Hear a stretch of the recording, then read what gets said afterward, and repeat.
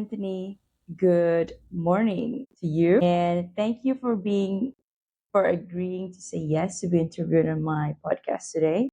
My name is Nicolette. I am the podcast creator titled You're Worthless. Read that again. Juxtaposition of your very soul. So when I read your profile, I felt this resonance immediately. Assume. I hope you're Asian, and I am Asian myself. I'm from Kuala Lumpur, Malaysia. And I'm a millennial, so growing up, education was always imposed to me, and the whole notion of getting good grades and then getting good job, it's just on me. And I had my own awakening and burnout last 5 years, 4 or 5 years, and now I'm here. And a bit of a trivia. I am about to leave my corporate job Oh, wow. in the next Congratulations. 2 months. 2 months. So I'm entering into something very new, uncharted territory for me at least, in the Hmm. area of psychology. But we can talk more about that as I ask a bit more questions to you, and then we can have this conversation. But as my ritual, I would give a bit of introduction of my guest to my listeners today. So, if you don't mind, let me read a bit of your biography to our listeners, and then we can get down to business. Sure. All right. So, hi everyone. This is Anthony. His words: You are more than your job, and your career is more than a shiny resume. Much more. So, Anthony Kuo here is a career satisfaction coach, and he wants to help you intentionally craft a career you're excited to wake up for. He graduated from the NYU Stern School of Business in 2010 and subsequently took an 8-year tour through the Fortune 500 world, rising up the corporate ladder before realizing he was filling his bank account but leaving his soul empty. Wow. Anthony integrates his practical experience with his training as a transformational NLP practitioner to gently and playfully guide his clients through one of life's most omnipresent questions.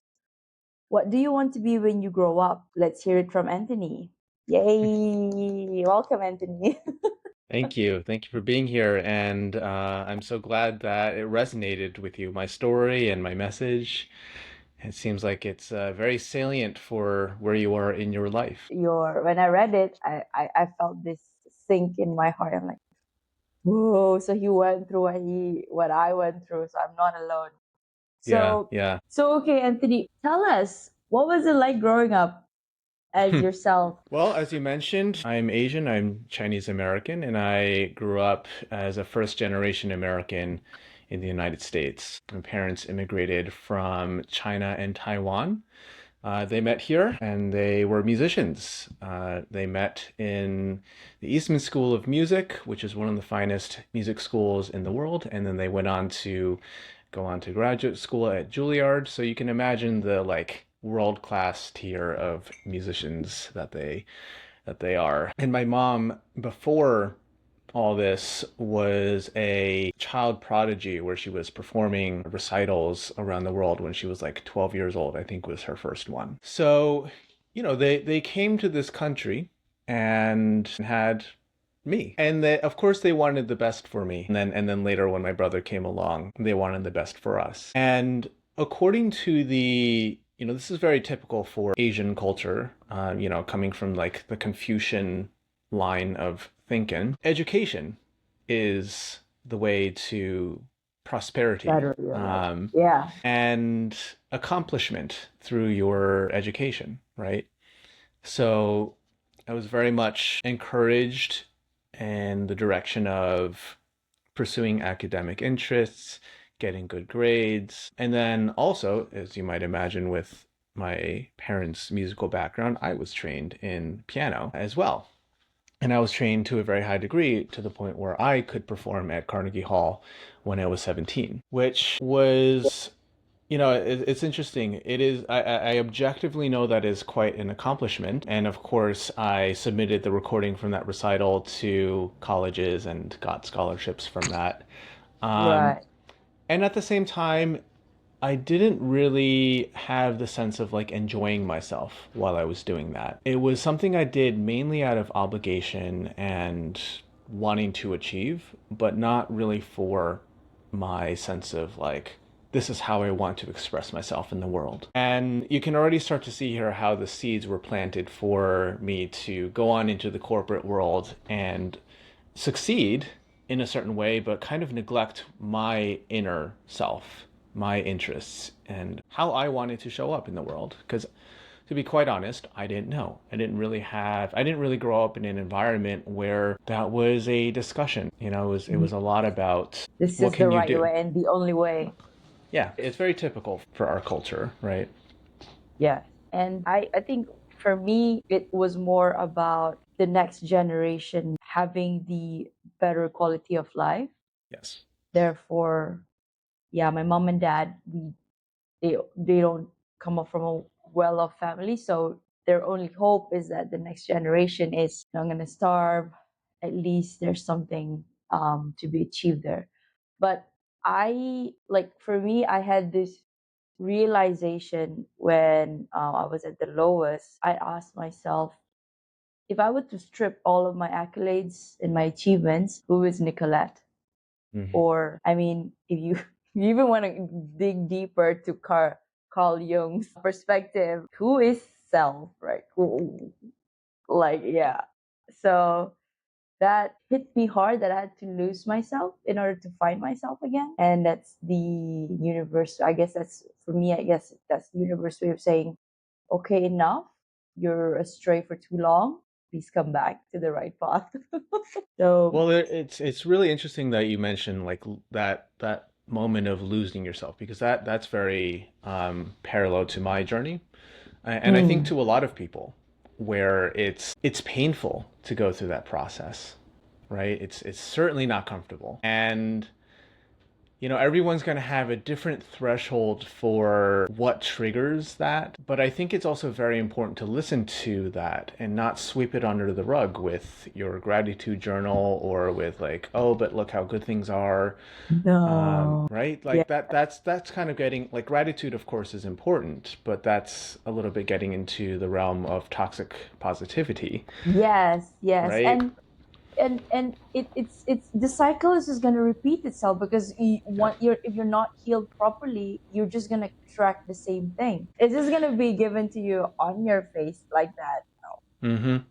Aren't you learning? Is Yeah, there but something you're what is learning? that quote? I think it's Virginia Satir, since we're quoting psychologists here. I mean, I'm Uh, not a psychologist. I know I am right now I am interested into that, but which one?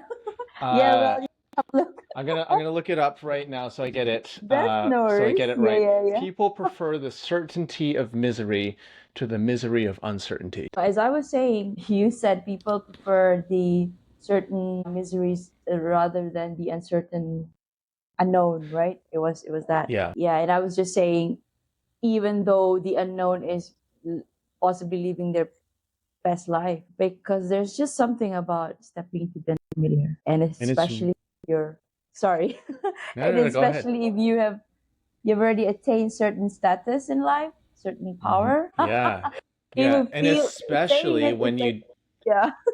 especially when you don't fully have defined what you want next. For me, the most difficult period was when I was getting promoted in my corporate job, and I already knew inside of me that I didn't want it anymore. That the climb wasn't worth it. And I was looking at my bosses and what they were doing, what their life was like, what their day was like, and I was like, I'm not really that interested in that. No, thank you. I'm like, yeah. Um, and while it would have been a lot more money, and that would have been nice, I guess, it wouldn't have like I had already kind of climbed up the to the point where more money would not have necessarily made my life happier because I was already comfortable. And it was really, really scary because it at that same moment I didn't know what I was going to do next. Like I had an idea, but I didn't have it all spelled out. I didn't have an existing client base. I didn't know if I was going to succeed. I didn't know if I was going to be able to make it. And more to the point, the bar was really high in terms of I was already making a lot of money. So whatever I was going to leave for had to be better, so much Had to better. be, yeah, had to compensate, had to be compensated like in the Yeah. It was such a weird experience to um, leave my job and then have my income fall off a cliff for a So while. And then, yeah, from and zero. then, but then also, I felt so much better about myself, right? Because before all of this, my self-worth and my income were like tied together. And then it was very mind-boggling to separate them. Yes. I'm taking a moment to, I felt the same way. That's why I said, like, if I don't have the car that I drive, the whatever, the house, the anything, to be honest, who is, if I were to die tomorrow, touch wood, how would I want to be remembered as? Yeah. Okay. So, let's talk about your journey. What was that pivotal moment that made you switch? That made you realize how important is career satisfaction and now becoming a career satisfaction coach? Yeah. I, as I mentioned, it was kind of a slow build where, I mean, I knew from the moment I entered the corporate world that I wanted to work for myself one day. I just didn't know what that would look like. But I didn't, Ooh, I didn't have the idea and I certainly didn't have the experience and I didn't have the guts either. So I stayed the path and I learned a lot. And I met a lot of good people and I learned also what not to do. Just it was a really, really rich learning environment that I appreciate very much. And it was the safe incubation that I needed.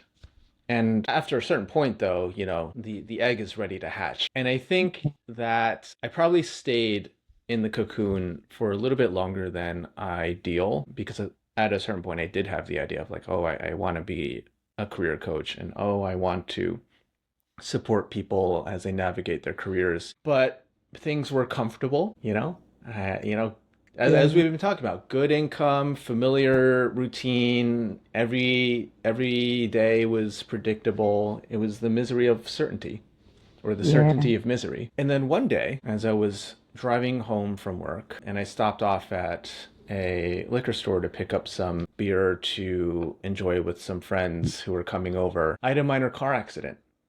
And when I say minor, I ooh, mean like really, really minor, like just like a little, like you know, a dent, just a not tiny even little a scratch. tap. Yeah. And the response to that tiny little incident was so massive. Just like the police got involved, ended up going to like court, and it was so blown up. It blew up It blew up. It blew up. And disproportionately. it felt so unfair and it felt so ridiculous and it was so infuriating. I got so mad at like everything. And what happened for me was that the car became a symbol for everything that was wrong in my life. Because I was reverse commuting from New York City into New Jersey, which already felt like I'm going in the wrong direction. And I was spending more than 2 hours every day in the car, burning Oh, how much gas, the toll to get back into the city is 15. It was just like, I was spending so much time and energy and money and resources to try and make something that wasn't working work. And I was holding it together and doing a really good job of pretending that it was okay. And this incident just like woke me up. It broke me out of that trance. And I was like, oh, I'm actually not okay. And there's no fixing. There's no like, I've tried all the variables. I've tried to get into different roles. I've tried different companies. I've tried to like change things around. I've tried to be an intrapreneur instead of an entrepreneur. I tried to get more money. I tried to get more time. None of it's working. right. So that was when I decided it's time to go. So you had the tap from the universe, and then you were so mad. And then after the incident, did you continue with your work, or and then For a you? couple months, because like I was on good terms with the people, and also I needed my time to get my ducks in a row, and like because I had a plan, I had a 2-year plan that I was going to put away some money and build Same. a client And now base. the chance is like the door came knocking early, and Yeah, I'm like, Nick, it's now or never. You yeah, gotta take the leap. Even though yep. I'm on the last leg of graduating. So and because like you, savings, like, am I is it enough for me to feed myself for the next, Hmm. if you see, humans, we tend to think of the worst case scenario again. Yeah. Misery of this. So I quit my job a full year earlier than I thought I would or want to, but which was really scary. My savings Yes. account was not as big as I wanted it to be, but it just had to be done. Right, right. I think I am in your position right now. So the plan was 2 years, 2 years, but then I wouldn't move faster. I should have. In my case, it could be done within a year, but I said now it's already 1 year and 1 year, so it's I've been slacking. So I think this universe, okay, speed it up. Let's go. Even my friends, they were the ones who were scared for me. So Nick, what is your plan? This is my second sabbatical. First sabbatical out of EY, burnout. No, had to take this job, and I think this job saved me. I had to reorient myself, and now this job. Yeah, I guess this time the universe wasn't very cruel, giving me time to adjust. Okay, but you gotta speed it up. So yeah, Everything happens at the right pace. I don't think I would have. I think I needed the 7 years, 7.5 years in corporate. same. I've been You in know? 13 years. Yeah. Yeah. There are, and I've been doing this for 6 years now. Whoa. And some days I can say, oh, I haven't achieved what I wanted to achieve yet, but I've also become a completely different person in the process. And things Okay. just take time. Things just take time. And Right um, on. part of what I teach other people, and honest, if we're being perfectly honest with each other, this is part of what I'm trying to teach myself also, is that there's a really big difference between an accomplishment and the skill it takes to achieve something versus actually enjoying yourself. I just got chills. So you said you've been practicing on your own. I mean, this is your own practice, right? And it's been 6 years. So Yeah. can you share with me? I mean, this is for my own personal consumption, and also if there are other listeners who wants to make the jump but still afraid. And I hope with this episode, or the episodes that you have done with other podcasters as well, can help them, steer their steering wheel a bit. What was it like? What's it like so far? The beginning and now. The beginning was very disorienting is probably the best word. And this will probably resonate with you because I think you have a similar background as me. Before that moment of quitting, I had spent my entire life with somebody over me telling me what to do. When I was a kid, it was my parents and my teachers. And then when I grew up and got a job, it was my boss telling me, you have to do this project, you have to do it to these specifications, and you have to do it by this deadline. And all of a sudden, I had nobody telling me what to do. Yes. I had to be the one to originate that. And there was a very steep learning curve. I was surprised by this. I didn't think this was going to be a thing. I didn't know to expect it. I wish somebody had told me. So I'm telling you now. Yes, yes. There was this huge learning curve where I had to go through the whole range of. At first, I replicated the boss, and I was like, I'm going to have my butt in my chair at 9 a.m., and I'm going to sit there until 5 p.m., and I'm going to work, and I'm going to crush myself with deadlines and projects. And I burned myself out. And then I went to the other extreme, and I was like, well, I'm not going to work unless I'm inspired to.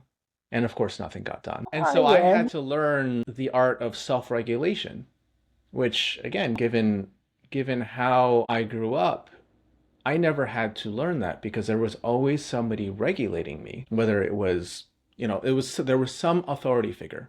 And, that figure kept changing, but there was always somebody telling me what to do and when I was allowed to rest, when I was allowed to play. And all of a sudden, I was in charge. And if I didn't like something, there was nobody to blame. So during those days that you were uninspired at all, you didn't. even waking up, it's like, I don't know. I had those episodes as well. What did you do? Who did you turn to, or what did you do to get inspiration? Well, the difference, this is where there's a big difference between how I was 6 years ago, 4 years ago even, and how things are set up for me today. Because it is a reality that like you just have those mornings. Sometimes you just wake up and you're like, I don't want to get out of bed, right? Yes. The difference for me is that now I've adjusted my work and I've figured out what it is that I need to thrive in my work. And so before, when I was just figuring it out, like I didn't know, and so I would just not do it for however long. And, unless it was like client facing, in which case there was somebody counting on me to show up in a certain way. Aside from that, I just wouldn't show up. These days, I have a much better understanding of myself and what I need. I teach something to my clients called the care card, which is like when you buy a plant, it always comes with a little card that says, this is how much light I need. This is how much water I need. And if you can follow these instructions and provide those conditions, then the plant's going to do very well. It's going to thrive. And if you don't, then the leaves are going to be sad, they're going to be droopy, they're going to turn brown, and eventually the plant will die. And so what I teach is how to figure out what's on your care card for you to thrive, for you to have the sense of being fulfilled by what you do. Because I define career satisfaction as when you're in an environment doing something that you are like your personality can come out and just play. And you're in an environment where that is appreciated, it's valued, and you don't need to be or pretend to be something else, right? Because that's what I think causes a lot of burnout, is pretending to be something you're not. It's so energetically expensive is how I phrase it, when you have to pretend. Um, and so when I work with people, I help them shape their career so that more and more of their personality is at play, and it becomes just some more natural for them to be where they are, because all they have to do is be themselves. They're working, of course, they're putting in energy and effort, but they're just being themselves, and they don't have that weight of, oh, I need to put on this gigantic mask and it has 3 layers to it, and like it has the perfect presentation, and then it takes all weekend to take it off and to recharge. And then by the time Sunday evening rolls around, they've You finally just start, gotten to yeah. baseline and they have to put it back on, right? Your armor, your Yeah, suit. exactly. So going back to your question of like, what happens when I have those mornings, these days I don't really get those mornings as much because I've shaped my work to fit my personality. One of the things I really enjoy doing, for example, is connecting with people. This is why podcasting is a really good way for me to do my marketing, because all I have to do is come on and connect with someone. I don't need to like, write a, you know, super, Pitch. You gotta pitch, and then, yeah, hey, look at me. I'm this career satisfaction coach. I mean, exactly. wow, I'm getting lots of downloads because once I have this thing in my head. And once I graduate, okay, I'm still scared. Like, how am I gonna get the clients, the therapy clients that I hope for and that can sustain me? But I believe in higher power. They put me here, so I think I'm gonna survive, regardless of how it is. To be honest, I enjoy talking to people as well, like you, and why I started podcasting. And I'm teaching myself how to transition between just having this conversation to really be client facing with the therapy. So it's like, yeah, it gets me out of the comfort zone. So all right. So okay, how did your experience playing piano at a high level and performing at Carnegie Hall shape your perspective on career satisfaction? Yeah. Well, as I mentioned, the piano wasn't really my passion, right? It was my parents' passion. And I want to be very clear that they were doing it in my best interests, or what they saw as their as my best interests. It just wasn't my thing. I was much more interested in other stuff. I was much more interested in building a potato cannon with my friends. And, we did this for an extra credit project for physics class one day. Or I was on the swim team and I really enjoyed that. I wasn't going to win anything. I was pretty good, but I wasn't that good. Certainly not like, you know, elite Olympic level good, just pretty good. And it for me, it laid that foundation of there's a really big difference between having a skill versus actually enjoying it, right? I was highly, highly skilled in piano to the point where I could perform in one of the best concert halls in the world. And also, like I submitted the recording to colleges and they never said because of your recording you get the scholarship, but I'm pretty sure that there was a strong correlation there. Or certainly added to the package. So it was very good, but it was very confusing for me that I was like, how am I so good at something, but like not enjoy it? It was, I remember, speaking of college applications, I remember writing in my college essay, like, look, if I can do something this well and not be that into it, imagine what I could do if I actually had my passion aligned. There it is. It was that, yeah. Yeah, yeah. And so, we're so conditioned to follow our skill, right? To do what we're good at. That's what our parents praise us for. It's what our teachers praise us for.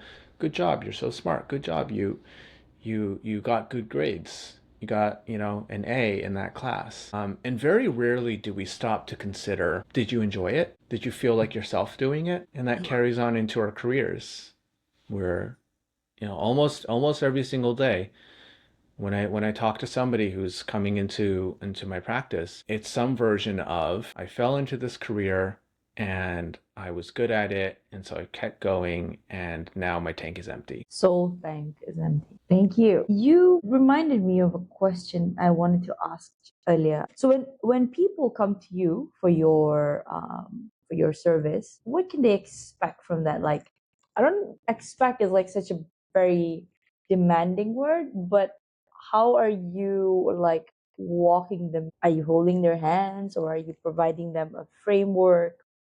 How do you do it? Yeah, so there's definitely a framework, and I'm gonna say, and it's going to sound extremely simple, and it is. I'm proud to say that it's quite elegant, but it's also trickier than it sounds. So there are 3 steps to the process of creating a fulfilling career. Step 1 is to know yourself, and when I say know yourself, it's not just like you go to therapy and you get a better sense of yourself. Of course, that's important. But what's really valuable about knowing yourself is you get a vocabulary that you can use to describe yourself to other people so they can understand you also. And for you to understand yourself well enough to know this is what I need and this is what I don't want. So we develop that care card in the first step. When you have that awareness of yourself and what you need in order to thrive, the next question, very natural, is okay, where can I find that? So the next step is setting your destination. And then once you know your destination, very next question is, how do I make it happen? So the third step is making it a reality. Now, this is where most people try to start because it's resume, cover letter, LinkedIn profile, interview strategy, all of that stuff.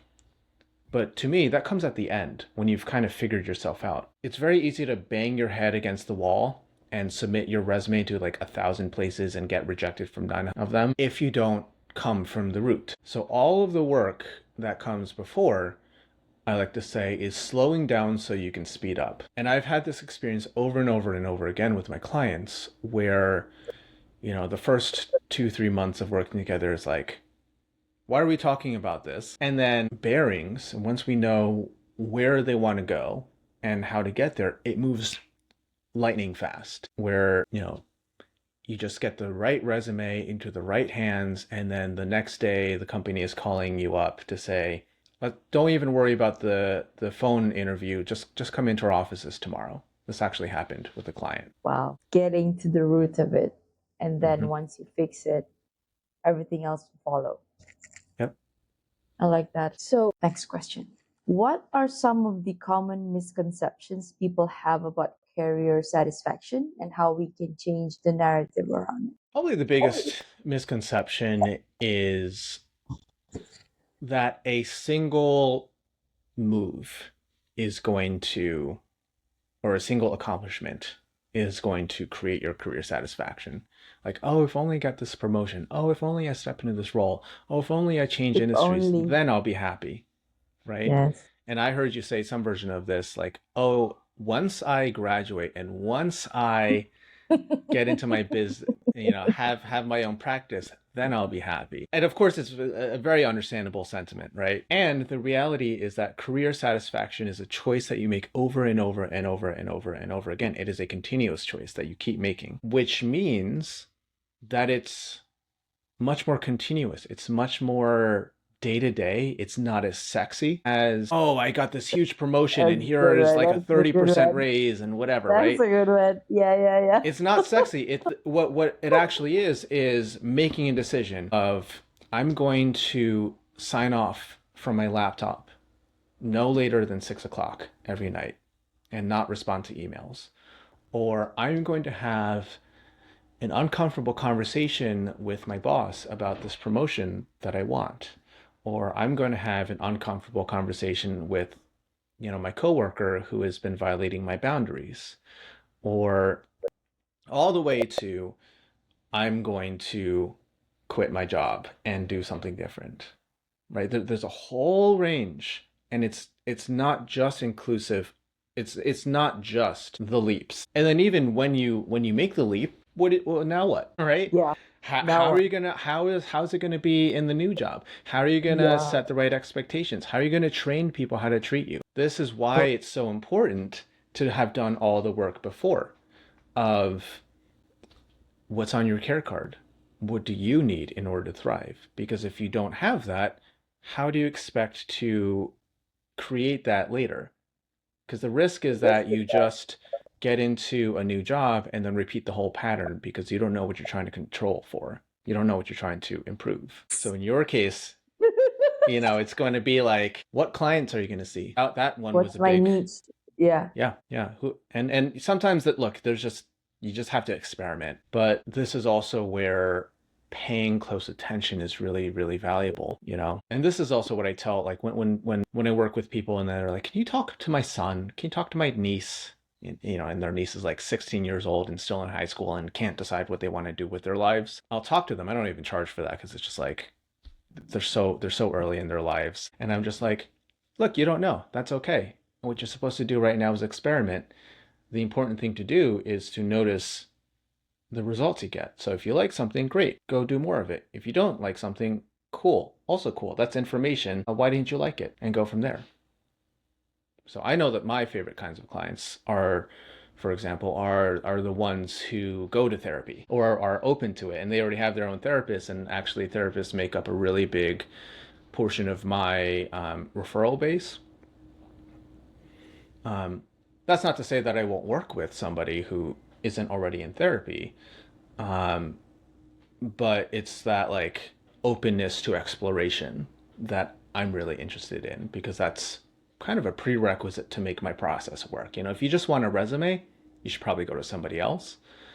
But if you want to understand yourself, then I'm your guy, right? That came from a lot of experimenting and realizing, maybe I don't want to just be the resume editor, because that's what I did when I started.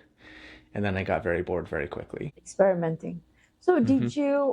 so before setting up your practice, did you have to go for like additional certifications, qualifications to get yourself like anchored? I am trained as a master NLP practitioner. I didn't have that when I started because I had enough, practical experience navigating the corporate world. And I also had a training as a relationship coach, which, believe it or not, was very professionally advantageous. Not for any kind of relational, I wasn't doing relationship coaching at work, but the ability to sit with someone and like have more interest in the relational aspect was very, very useful. Regardless if it's romantic or platonic, Exactly. right? Yeah, Exactly. A yeah, relationship is a relationship, yeah. whether, doesn't matter what the context is, a relationship is a relationship. Yeah. So I had those as my like starting building blocks. But then eventually I started to have the experience of 85% of the time when I gave people advice, they would do it. And then there was the 15% of people that was like, it didn't matter how many times I tried and how good the advice was. And have you ever had the experience of there's something you want to do, you know how to do it, you have the time to do it, you have the resources to do it, the conditions are just right, but then you don't do it anyway? Exercise, running. Yeah, yeah, there you go. There you go. Sunny day. I got my shoes on. My favorite jogging track pants are there, folded. Mm-hmm. Yeah, Mm, everything is yeah. set up, and you even might even have the best running coach in the world, but you just don't do it. And so that kept happening for a small minority of my clients, and I was like, as their coach, it is my responsibility to understand what's going on and to be able to work through this, because obviously just saying more accountability is not the answer because it's not working. So that's where I got into learning about NLP. NLP stands for Neuro Linguistic Programming. And what I was very interested in is like, how do I work with this resistance? How do I get curious about it? How do I understand where it comes from? Not so much in a, psychology and therapy kind of way, although it is quite related, and more from like, how do we dissolve this block? How do we work through it?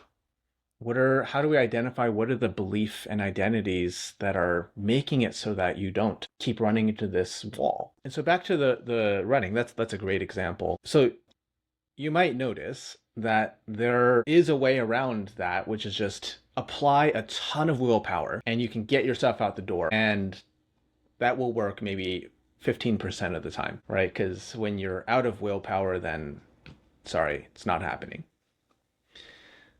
What I learned to do through this training was to help people rewire their brains and their beliefs to go from having to will themselves out the door and like really like build up that head of steam to changing the way they see themselves and understand themselves, to just be like, I am somebody who wakes up in the morning and goes running. Now, can you like feel the difference in like how much energy needs to be spent?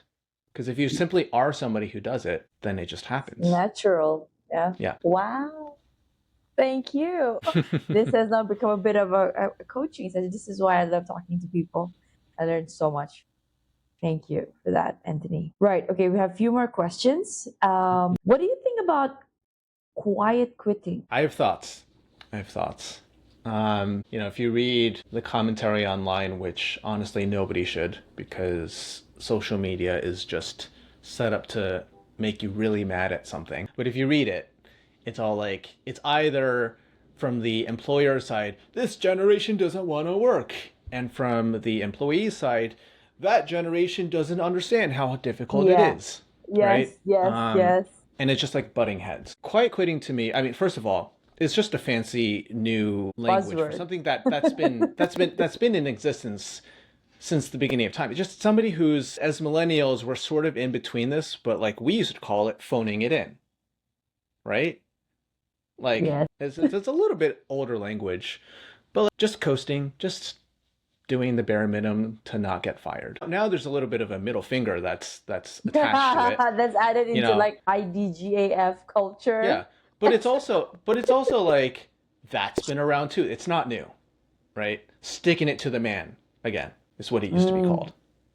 So yeah. first of all, let's like take away the newness of it. It's not anything new. It's been happening. The second thing that I feel quite strongly about is to recognize quiet quitting for what it really is, which is a survival tactic. If somebody's quiet quitting, they're in survival mode. They're in like a protective crouch to protect their energy, which is very necessary at times. Sometimes that is the appropriate thing to do, right? If you are, if your time and your energy, it is valuable. But at a certain point, it makes me sad to think about somebody perceiving their career as like just the bare minimum way to make ends meet, because our career takes up so much valuable Of real our estate in our time. lives, Yeah. right? It's like you probably spend more time at work At with work. your coworkers than you do with your own family. Yes. It's the best hours of your day. It's the best years of your life. Yes. So whether you think about it this way or not, you are putting down an investment. And so do you want the bare minimum return for your investment, or do you want to actually get something out of it? To me, that like it's such precious real estate that I have a very high bar for what I'm willing to do. And, quiet quitting is, again, it's a survival tactic. It also registers to me as like a sign of desperation and feeling trapped and feeling like you don't have other options. Because if you had better options on your menu, you would just choose them. You would go somewhere else. You would do something else. And so for this like protective stance to be adopted, that needs to be the best option on someone's menu. Um, so I tend to approach this with like a lot of empathy and a lot of curiosity. Like how is it that somebody is that this is the best item on their menu? And then also I start to get curious about like what's not being met so that someone has to do this.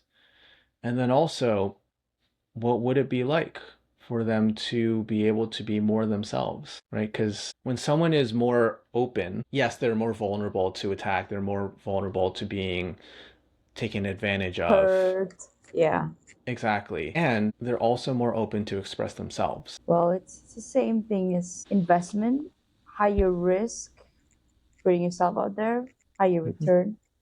And to me, I apply that back to the happiness. Like, so if you don't, I don't know, maybe some people don't agree. I have a friend who studies evolutionary psychology. She's kind of against it. I mean, not 100%, but my word is for you to experience true happiness, you've got to first experience sorrow, true sorrow. So then you get to really enjoy and understand what does happiness mean to you. And for her, she's like, but we shouldn't equate that you have to suffer first, then you can be happy.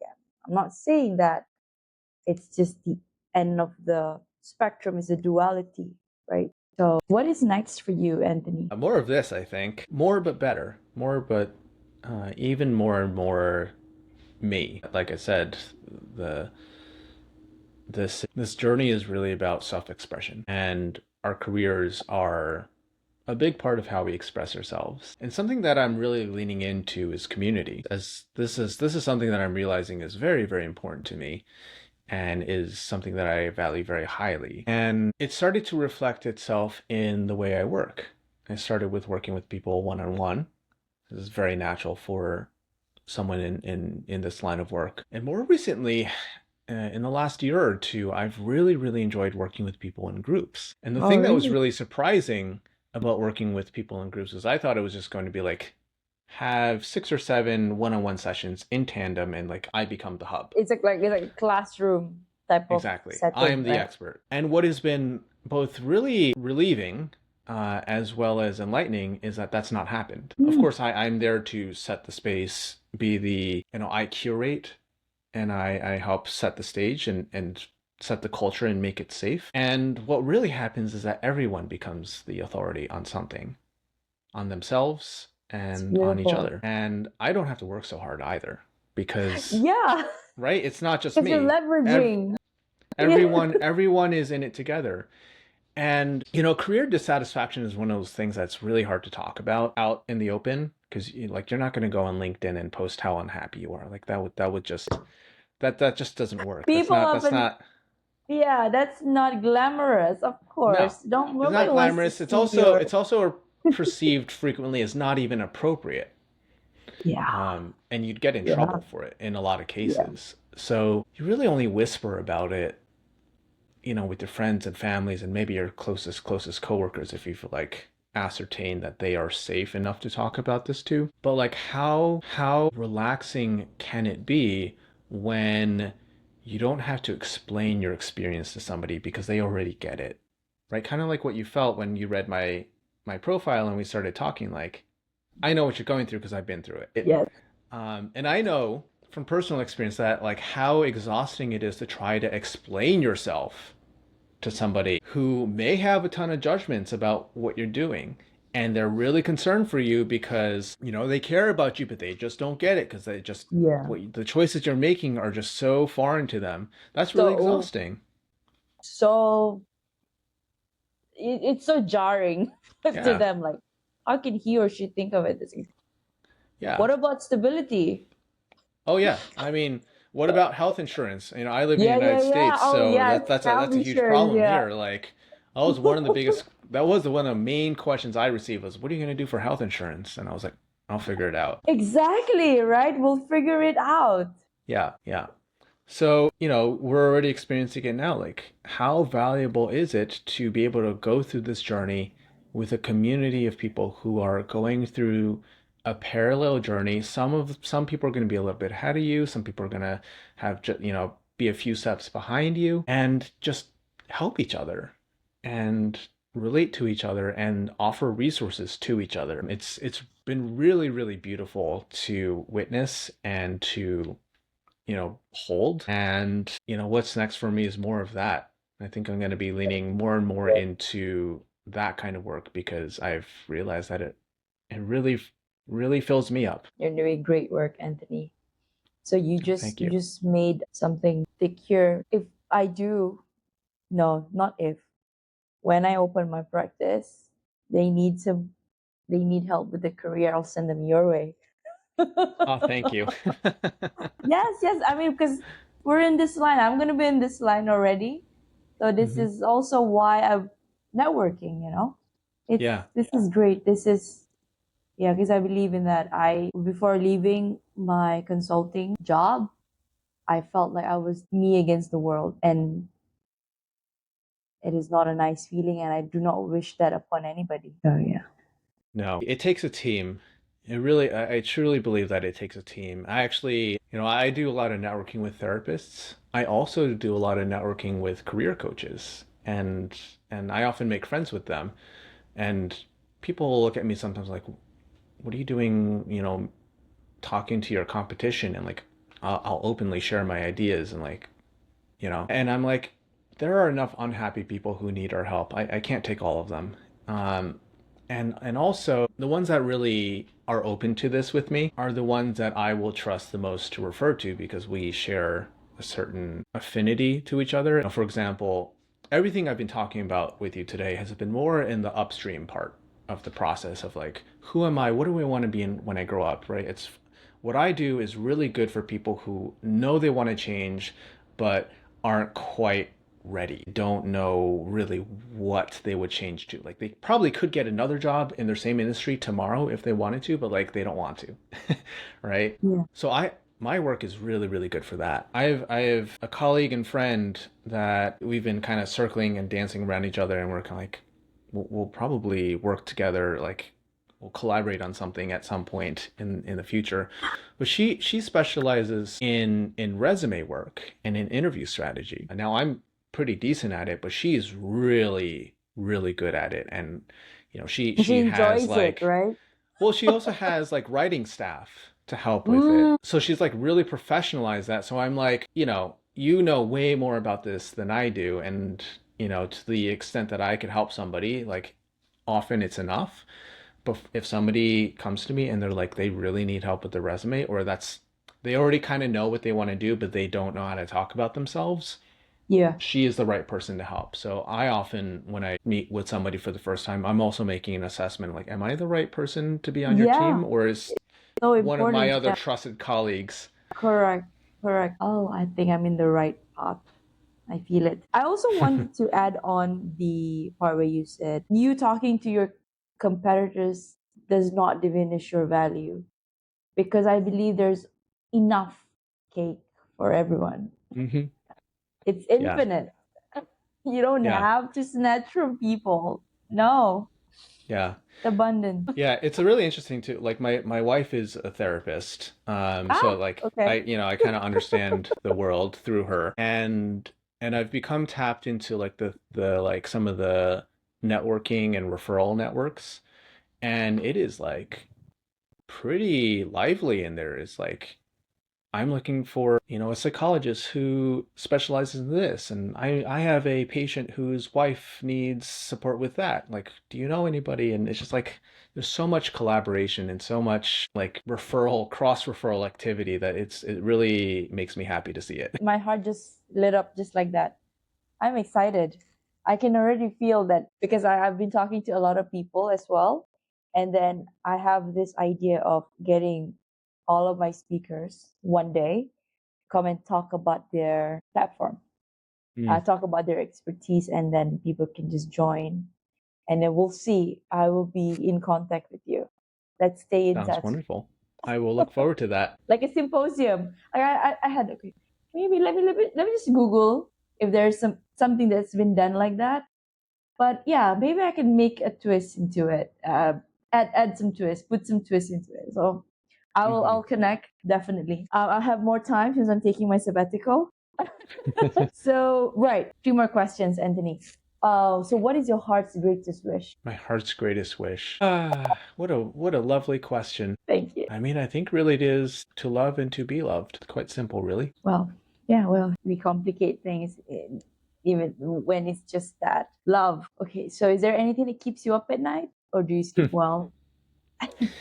I mean, sometimes I have trouble falling asleep because I'm too excited about what I'm working on, and then I have to like teach myself to shut it down so I can actually get some rest. That is way better feeling than feeling anxious about, oh, how am I gonna face my, I don't know, my presentation tomorrow, my Mm-hmm. boss. Yeah. Too many Yeah. guys. Yeah. Usually it's just too many ideas firing off, and I need to like either tell my subconscious to like Slow it down. hang on to that and feed the conscious mind tomorrow morning when Yeah. it's got some juice, or I just like get up and I keep a notebook by my on my nightstand for moments just like this, and I'm like I just write it down like few keywords just to jog my memory, and then I can go to sleep. Beautiful. So, last question. If you could create a quote right now for you to leave to the audience listening and the world as your legacy, what would it be? Career should work for your life, not the other way around. What a way to wrap our interview today. Beautiful.